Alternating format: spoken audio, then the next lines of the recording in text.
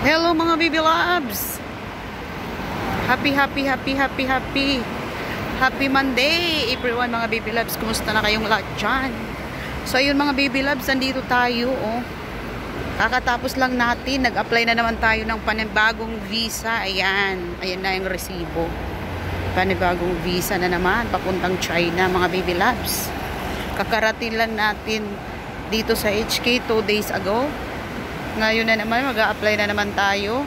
Ay, nag-apply na tayo pala kasi may resibo na ng papuntang China na visa. Ayan mga baby loves. Kasi kaya apply ako mga baby loves. Dahil 15 days lang yung allow sa akin mag-stay doon sa sa China. Kasi nga ang dahilan, hindi 1 entry lang. Tapos 15 days. Ang dahilan kasi malapit na yung kontrata ko. Ma-expire ang visa ko dito sa HK. Kaya pala hindi ako binibigyan ng 1 month na diretso mag-stay sa China. Kasi sa November na ma-expire ang aking contract. Ayun mga baby labs. So ayan, pick up natin sa sa Thursday, August 17. Then, alas 10 hanggang alas 4 ang oras niya. Ang time frame para pick upin. So, ayun mga baby labs. Dito tayo sa kalsada. Pauwi na tayo, pauwi. Buti ngayon maaga. Noong last time whole day talaga ako nag-apply ng ng China visa. Ngayon maaga, 11 o'clock pa lang. Tapos na ako. Kasi walang walang error. At saka kunti lang yung tao. Last time din kasi may error yung yung middle name ko. Napunta yung ko doon, yung surname ko napunta sa middle name. Nabaliktad. So ayun, another application. Kasi siyempre maiiba na ang ang application number. Kaya panibago, kaya ang natagalan. Saka kunti lang din ngayon ang tao. Kaya maaga ako natapos.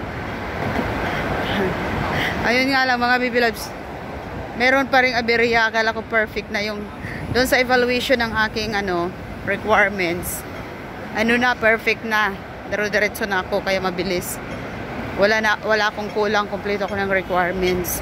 Last time kasi may kulang ng boss ni yung ID ni boss na babae.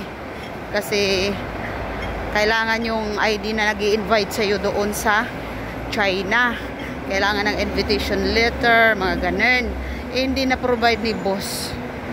So ayun, nandun ako sa evaluation tapos kulang-kulang yung papeles. Kaya natagalan. Ngayon nakala ko perfect na. Oo, perfect tayo sa requirements doon sa evaluation. Ang kaso lang, nandun na ako sa cashier. Itong nakakatawa. Nandun na ako sa cashier. Kulang pa lang pera ko. Oh my God, nakalimutan ko. Memory gap na talaga. Nakalimutan ko humingi ng pera kay bossing. Ngayon, ang dinala ko lang yung yung money ko, money market ko na binibigay nila. Yung budget. 300 na lang. Ang bayaran sa immigration ay 550. 550 HKD. So, ayun. Sabi ko, hala. Nandun ako sa cashier. Kulang pala yung pera ko. Patay tayo dyan. May mergap na talaga. Hindi ako nakahingi kay sir. Tapos, ayun. Tumawag ako kay boss. Sabi ko, sir, nakalimutan ko humingi ng pera. Si sir, hindi rin nagbigay sa akin ng pera. Kasi nga, may siya ngayon, may lagnat. Naintindihan ko naman siguro. Kaya hindi niya naisip din na nakalimutan niya rin magbigay sa akin ng pera. Para pambayad doon sa visa. Ayun, sabi ko. Ilang nga ako tumawag kasi nga may sakit, may lagnat. Walang choice kaysa, wala akong pambayad eh. So, ayun, sabi ko, uuwi ako or mag-transfer ka na lang ng pera through doon sa aking pang payroll na ATM na HSBC. Kasi ang payroll ko through banking. So ayun, sabi niya, okay, sige, mag-transfer na lang ako sa iyo ngayon ng pambayad sa visa. At saka buti na lang may malapit dito na yung bank niya na HSBC. Ayan, at last tayo. Naka-survive. Naka-survive tayo ngayon. Ayan, for releasing na tayo sa Huwebes. 3 araw lang mga baby loves, release na ang visa. Ngayon ako nag-apply Monday, tapos Thursday, release na. So, ayun lang mga baby loves, ang ating Marites for today. Thank you mga baby loves. Thank you for watching. I love you all. Iiwanan ko na naman kayo. Mag-cha-chaina na naman tayo sa Huwebes. Ay mga baby loves pala sa aking mga ka-team ka-pops dyan. Pasensya na ha. Hindi na ako masyadong nakakapag-support. Dahil nga pag nandun ako, madalas na tayo ngayon sa China kasi summer, walang pasok si Alaga.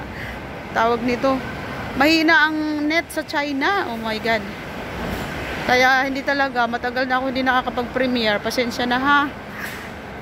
From mula sa Team Kapaps, Team Kachukakak. Pagpaumanhin nyo po. So ayan na nga, bye for now. I love you all. Bye until my next upload video. Kung meron. Bye!